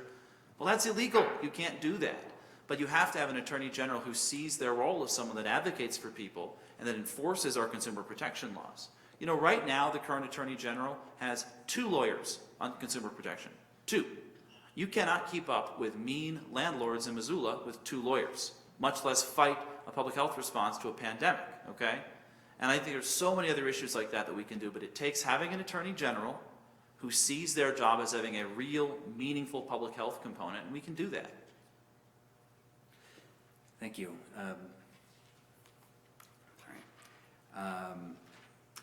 As the use of social media, image recognition, and artificial intelligence increases within the private sector, the need for privacy protection grows. How will you protect Montanans' right to privacy? Mr. Graybill. Well, back to that Constitution. We have a constitutional right to privacy in our state. It's one of the things that the people that wrote our Constitution saw coming. And again, this is a right that exists on paper. I don't see your Attorney General out there doing anything for you when it comes to meaningful privacy reforms. We all have phones, we all have email accounts, we're all vociferously tracked, our information is sold. I think your Constitution has something to do with that. I think your Constitution has something to say about that and should give you rights and ownership in your information. Now, we're at a really sort of important crossroads right now. Europe just enacted a big series of reforms dealing with privacy. California enacted a sort of different series of reforms. Now, I'm not here with all the answers to say that either of those approaches were right, but I am here to say this. Attorneys General will play an important role in deciding how our privacy and our technology are balanced going forward. This is an issue that motivates me, that I'm interested in, and I think our Constitution, again, has a lot to say on the side of protecting our privacy. That's what I'll do as Attorney General. Thank you. Representative Dudek? Do you want to go ahead and repeat the question? Yes. As the use of social media, image recognition, and artificial intelligence increases within the private sector, the need for privacy protections grow. How will you protect Montanans' right to privacy? So Article 2, Section 10 of our Constitution guarantees us a specific right to privacy, and we're novel in the nation in that. Not many states have that. Not many citizens have that specific right to privacy. So when things like this come about, we get to rely on our Constitution. And one of the things that I've tried to do is help further that. So we've worked at how do we protect our biometric data? Because that's something that we're going to have to be concerned about. So we need to work as the Attorney General. I would bring forth a package of laws dealing with that. I've already worked on some of these issues with one of our local representatives, Katie Sullivan, on biometric data privacy. What can we do to protect against that? And also, we do have laws now in California that are very specific about what they can and can't do with data. We need to figure out what works for Montana, look at what Europe is doing, and then actually bring our private sectors together, because if we start making changes in the government without bringing in our businesses, we can harm the businesses, but also they won't be part of the solution. So I would lead an effort of that and then bring a package of bills forward that actually work for our state, and then I would vigorously enforce those and ensure that we have companies that aren't violating our laws, because right now companies will do things for profit that are against the law, and we need our Attorney General to make sure that our privacy is not being violated in that way. Thank you. What more can the Attorney General do to address the issue of missing and murdered Indigenous women and girls? Do you need additional authorities from Congress or the legislature? This is one of my passionate issues, and one of the things that I talk about on the trail a lot. I was just up last week at the Blackfeet Reservation. Week before that, I was at the Salish Kootenai Reservation to hear from them what we can do with this issue. The day I showed up in the Blackfeet Reservation, that had somebody go missing the day before. And so this is something that's real. And it's been ignored at the statewide level for too long, because the people who are victimized by this, typically Native American women, are people who are not in power. So I actually worked to change our laws to address that this last legislative session, but as your Attorney General, I would start an official office of Native American Affairs in that Attorney General's office to build on the work that we already forced them to do. And this office would have representation from all of the tribes and all of the tribal communities, meeting on a regular basis with all levels of law enforcement and government, because there are very complex jurisdictional issues between tribes, federal government, state government, and localities. And together, we would actually build on the work already being done to fully address this issue. We need to do more to protect the citizens of our state, and Native American women have been treated as victims for too long, and they need to be shown that they matter, and our Attorney General needs to champion this issue, not just give it lip service and not just do it when it's good for a photo op. I've been a strong advocate of that, and I'll continue it. Thank you. Mr. Grabo, would you like the question repeated? I'm okay, thank you. The Attorney General oversees something called the Division of Criminal Investigation. It's basically like the state's FBI. It's an elite statewide unit of investigators and enforcement officers that are ready to cross jurisdictional lines and provide rapid, high-quality law enforcement. When Selena Notafrate went missing earlier this year, Tim Fox told the Billings Gazette that he didn't take a call from tribal law enforcement. He'd only take calls from state or local law enforcement. That's wrong. We can change that on day one and make those resources at the Division of Criminal Investigation available for missing persons investigations like MMIP issues on day one. That has to change. The other issue I think we can do better on is the issue of cross-deputization. You know, I've been to, as a government official, all 8 tribal governments, all 7 reservations. I'm going to all 8 tribal governments, all 7 reservations as a candidate, and I've pledged I'll go back as Attorney General. Everywhere I go, people have the same issues. They say an arbitrary political boundary like a reservation boundary shouldn't stop someone from being found or from coming home safe just because the police officer has to turn around. It's something we've done in other parts of the state. It's called cross-deputization, where the sheriff gets to enforce laws on the reservation for certain issues, and reservation police get to enforce laws in the county. With meaningful agreements like that, meaningful reforms that we can get done, I think we can see a big change in how law enforcement is conducted. Thank you. What can the Attorney General do to better protect Montana children from online harassment, bullying, and exploitation? I think that this was a huge focus of Governor Steve Bullock when he was Attorney General, and I'm afraid to say that under Tim Fox it simply hasn't been. It simply has changed. I think we have to go back to the approach pioneered by Governor Bullock to make sure we protect our kids online. And I think that the Attorney General actually has a lot to do with our virtual presence beyond just the issue of protecting kids. For example, net neutrality. okay? Everyone here, is, as long as you've had access to the internet, follows the same basic set of rules. You pay Verizon or Charter some exorbitant amount of money to get access to the internet, and they can't pick and choose what you get to see. Well, the Trump administration thought it'd be a good idea to get rid of that and let the biggest, most powerful telecoms in the world have a say in what you get to look at. Dozens of state attorneys general said that was wrong, and they sued to stop it. Montana did nothing. So in the governor's office, we wrote an executive order. I wrote it. It was the first thing any state did responding to the net neutrality issue. We passed it here, and we protected net neutrality here in Montana. Not only that, the next day, we put a template out on the internet. The state of New Jersey signed it. And the next day, the state of New York signed it. And now dozens of different states have either signed executive orders or passed laws based on what we did here, the executive order I wrote in Montana to protect net neutrality. Your Attorney General owed you advocacy there, and you didn't get it. Thank you. Representative Dudek? So I'm actually proud to say that Montana is no longer the only state in the nation without an anti-bullying bill, without an anti-bullying law, and that's because I changed that law in 2015. We were talking earlier about things that we're proud of, bringing coalitions on and making change. This is something that had been tried for a decade, but it couldn't get done. So we actually prohibit online bullying, harassment of children in schools. When we passed the Bully Free Montana Act, that was my bill that I did with Denise Juneau, and I've worked towards enforcing that law and making it better. But what we need to do is actually work with our schools to help with this, and then also work with our communities so that they understand what schools have to do regarding online harassment and bullying, because that is where a lot of it will be captured when we want to protect our children. Beyond that, protecting children online, I went even a step further, and children are getting their identities stolen, and they didn't even realize it until they would go to school for college or try to get a home or a car, and their credit would be ruined. And so I actually led a reform in that area because I'm good at reforming laws to address the issues in our state. And we actually outlawed that and created some special provisions so that children would be better protected. So we need to really work to protect vulnerable populations like that. I've been doing it, but we still need to have a lot of improvement in our state if you listen to children across the state. Thank you. Montana's youth suicide rate is unacceptably high. What can the Attorney General do to address this?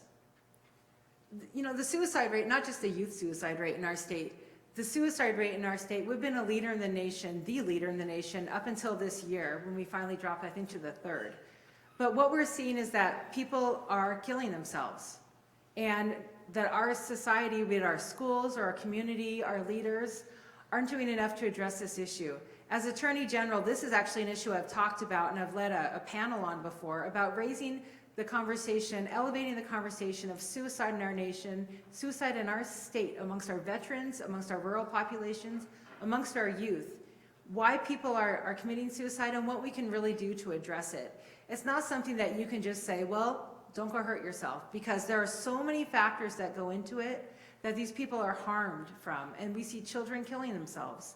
We need to do more at a school level, and as Attorney General, I promise to elevate that conversation so that if you call because your child is in danger of hurting themselves, there's no wrong door for you to go to or no wrong number to call if you call the people in your society, in your communities for help. There was a woman that I met from down in Hamilton whose daughter was threatening to commit suicide. She tried to get help, couldn't get help until a Tuesday, and by that Saturday, her daughter had completed suicide.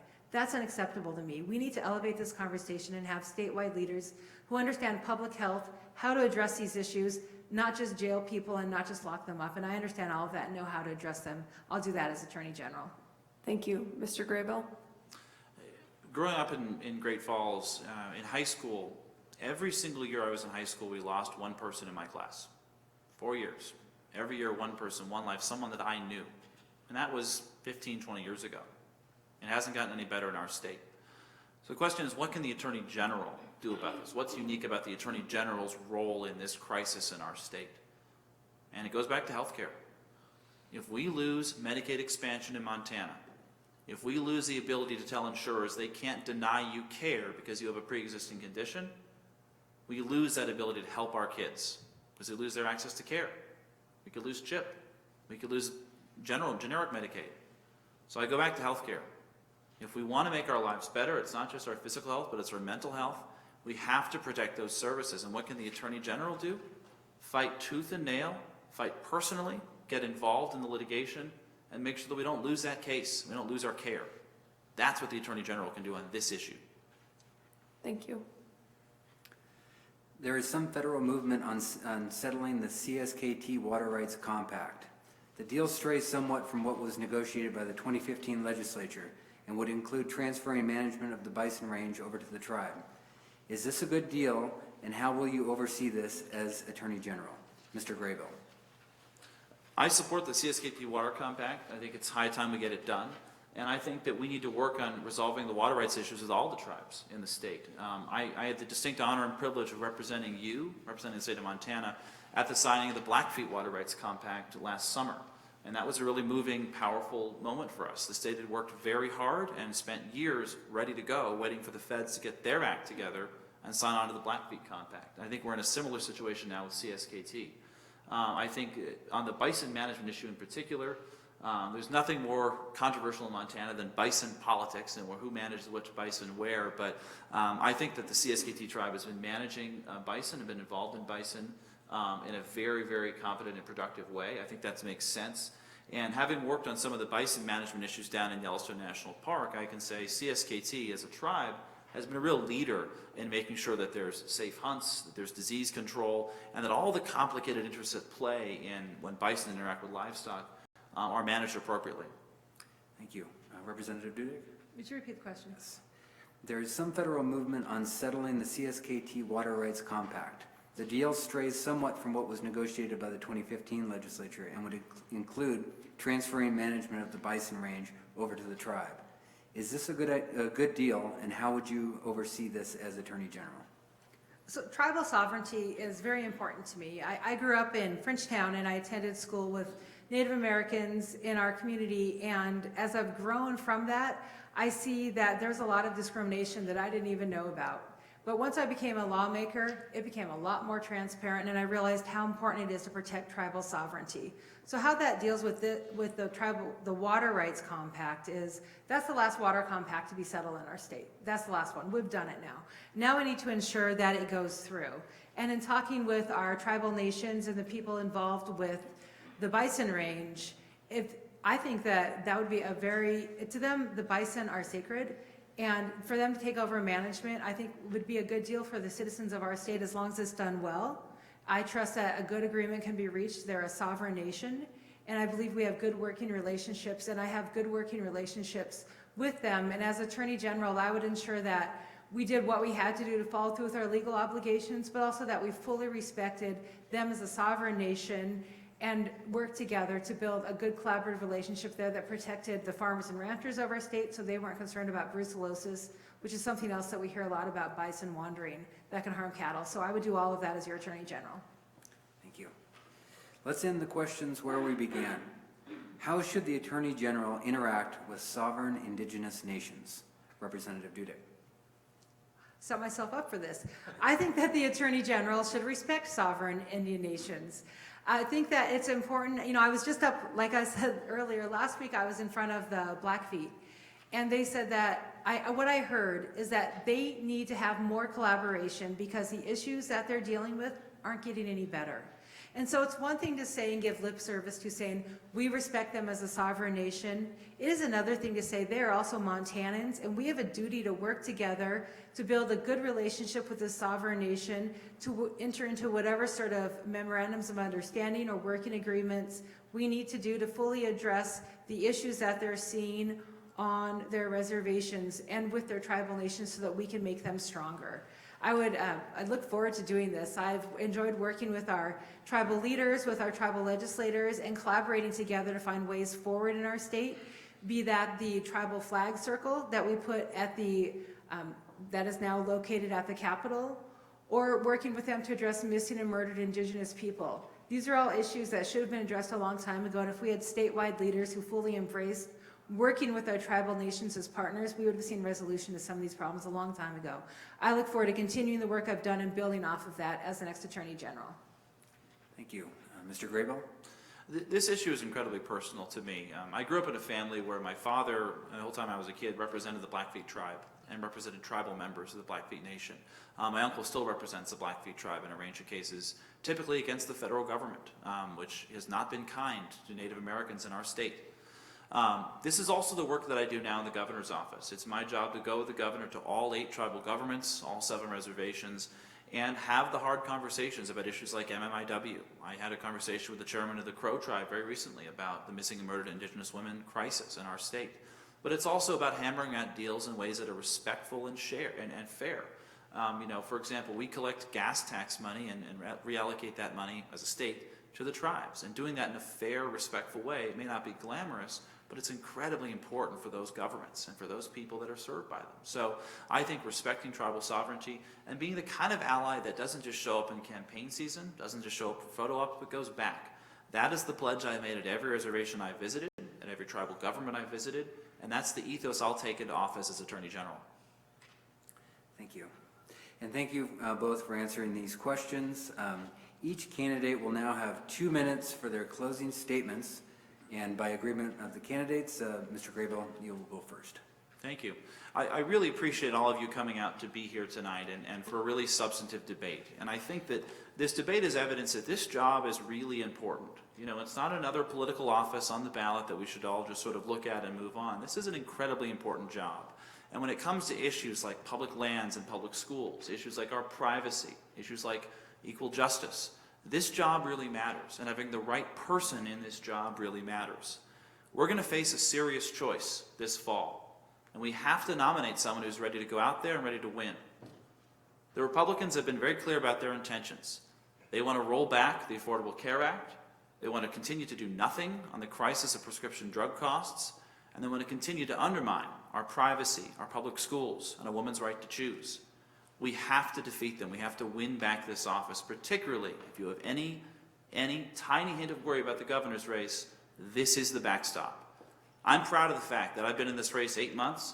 Every single quarter that I've been a candidate, we've had more people raise their hands and say, I want to be part of this campaign through small donations than in the history of Attorney General's races in the state of Montana, Democrat or Republican. We are building a real movement across this state. We can win this race in November, and I'm here asking for your vote. Your mayor, John Engen, put his faith in me. Your former senator, Max Baucus, put his faith in me. I've had support of people like 4 retired Supreme Court justices, and everyday people too, people I grew up with in Great Falls, across the state who are volunteering for our movement. We can win this election in November, and with your help and your support now, I know we can get there and elect a fighter for Montanans. Thank you. Representative Dudek. Thank you. Thank you all for being here and for taking the time to come and listen to this tonight. This office is so essential to our rights in our state. And we need to elect someone who actually has the breadth of experience and who's qualified to lead at all levels of this office. And with my nearly 20 years of experience, 18 of that as an attorney, as a state prosecutor, as a county prosecutor, as a reformer, protecting citizens' rights, but also dealing with our healthcare issues from so many different levels. The experience I bring, I've been a judge, I understand this office. I've worked in this office. I've actually been an assistant attorney general. I've prosecuted criminal cases. I'm the candidate in this race who has all the qualifications for everything we need to do in this office. My priorities, like I've said before, but I want to remind you why this office is so important. To protect your rights. Everything, our rights to elections, our rights to health care, women's right to reproductive care, our right to our outdoors. Everything is going to be protected by this office. We have a consumer protection agency who's going to fight for your right to health care if you have someone in there who understands all levels of the healthcare system, how to move reforms forward, and how to fight for your rights. We can make serious criminal justice changes, continue what we've started, if you have someone who's ready to go on day one, who understands the budget process inside and out, like I've done in the legislature by setting and examining our state budget for the last 8 years.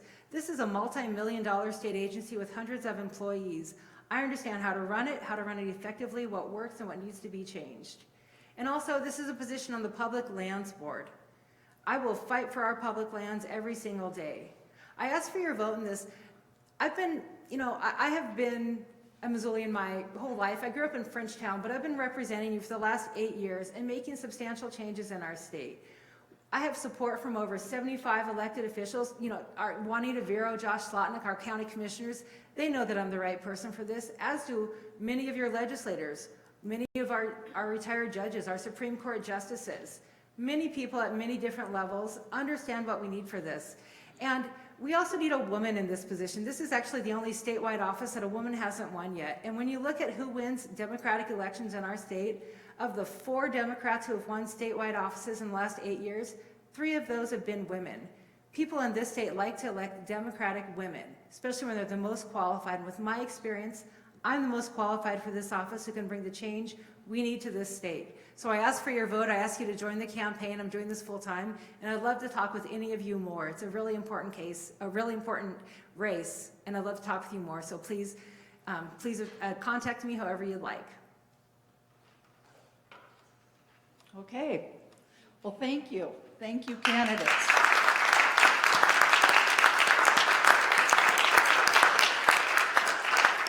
Now for an infomercial.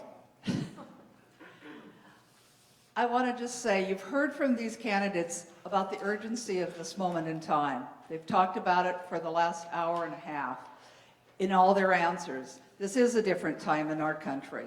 It is really important, and this race is absolutely critical to Montana. It is our stopgap. Should, God forbid, we get a Republican governor, which we're all working hard that we won't. So here's my ask. Whoever of these 2 great candidates emerge from the primary successfully into the general, they're going to need our help. They need money, and they need people to knock on doors. Nothing makes more difference than knocking on doors. So I encourage you, as you head out tonight, stay in your seats because we've got some more thank yous, to pick up, there's bright colored cards on the table to your right as you leave. Those cards have our Missoula County Democrats website of how you can be involved, how you can sign up to be a volunteer, and how you can contribute to their campaigns when they come into the general. And right now I know they appreciate all your help in their primaries as well. So with that, I also want to say from all of us from the Missoula County Democrats, a big thank you again for the candidates for running, because that's no joke. I admire that, so thank you.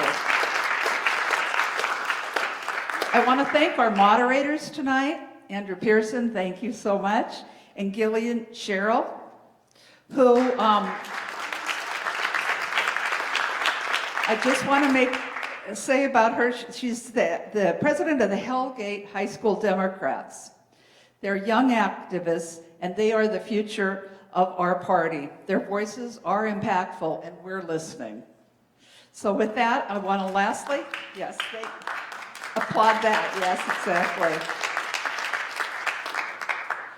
And lastly, I want to thank MCAT and the UM staff. Thank you very much, and thank you to all of you in the audience tonight. Thank you.